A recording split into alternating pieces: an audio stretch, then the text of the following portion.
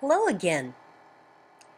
Now that we've gained some understanding of the origins of Gothic and horror, we're ready to move into our first unit.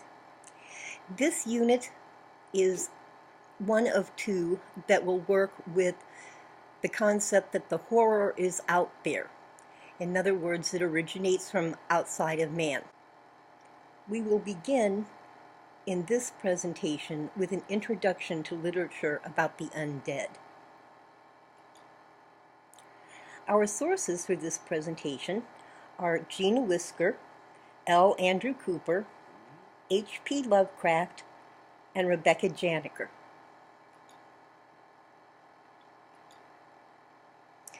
Literary critic Gina Whisker says that a great deal of horror focuses on the brutal aspects that people commit every day. These works confront us with the horrors of murder, rape, war, and the violence that we wreak on each other all over our little planet. But horror also originates from outside the actions of human beings. Whisker says that horror lies on a continuum, with natural horror, the evil works of man, on one end, and the supernatural or weird tale on the other. Natural horror questions what is seen as the norm among us and uses graphic depictions of the worst behaviors to demonstrate that horror is all around us, with its cruelty, disgusting violence, disempowerment, and invasion, all of which threaten stability.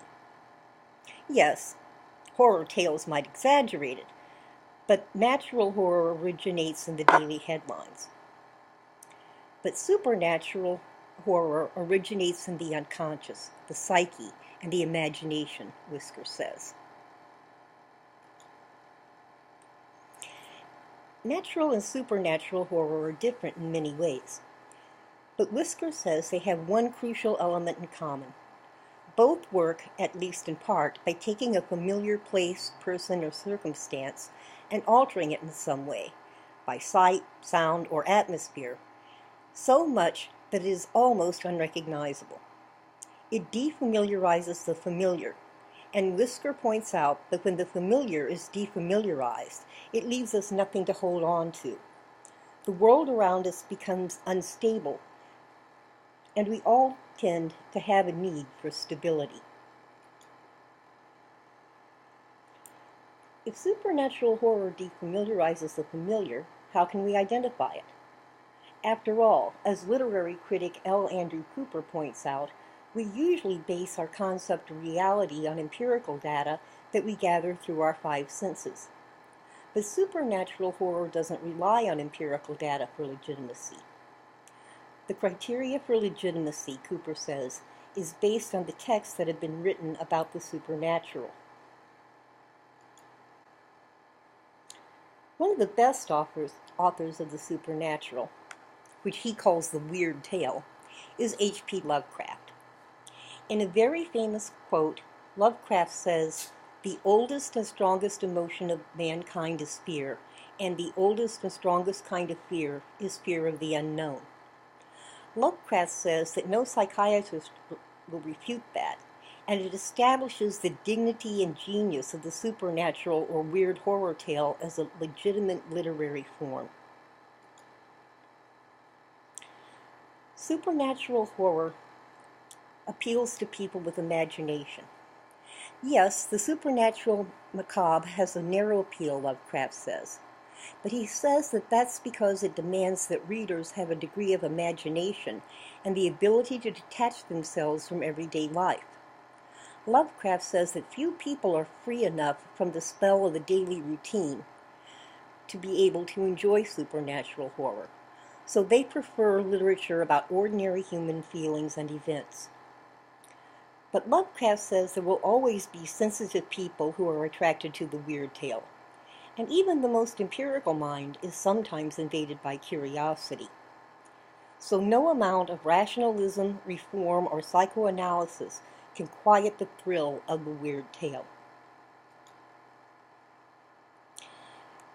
The human attraction to supernatural horror involves a very real psychological pattern or tradition that is deeply rooted in mental experience and closely related to many aspects of the religious experience, Lovecraft says.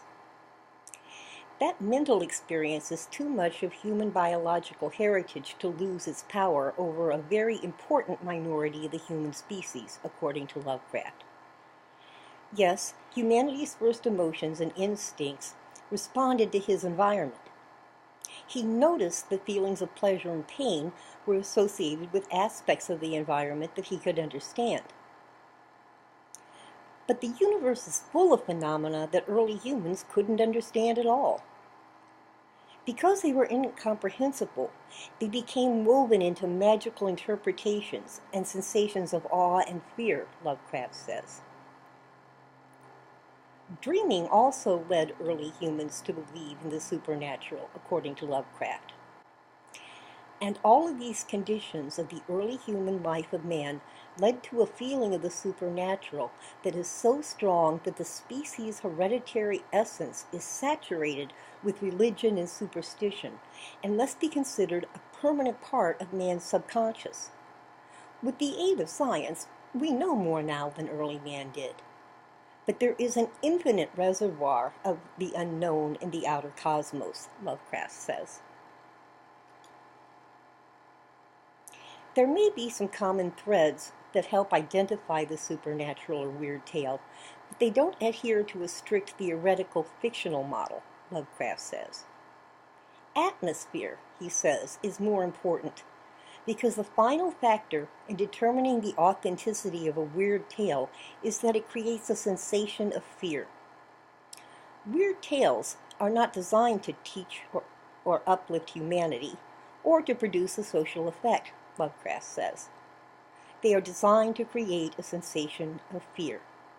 But as Rebecca Janiker states, supernatural and weird tales do speak to the fears that we have about our social conditions and social change. Okay, that gives us a little background about the supernatural horror that we will be studying in this unit on the undead, and in the next unit, which focuses on the cosmic horror written by H.P. Lovecraft. We'll move on now to discuss some aspects of ghost and vampire stories. If you have any questions, email me from an account other than Canvas at deborah.oakey@csn.edu. Thanks for studying this video, and have a great day.